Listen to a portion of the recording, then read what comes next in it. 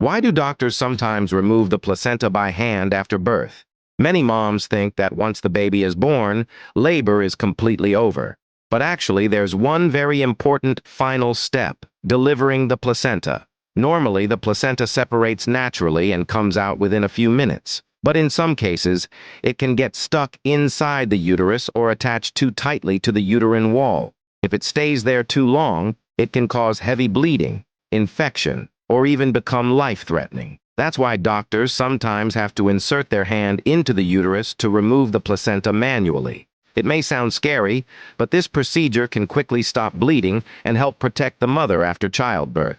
Some moms describe the experience as very uncomfortable, but the procedure is usually done quickly and under close medical supervision. In many cases, removing the placenta in time helps prevent serious complications. Would you be scared of this step? Share your thoughts in the comments below.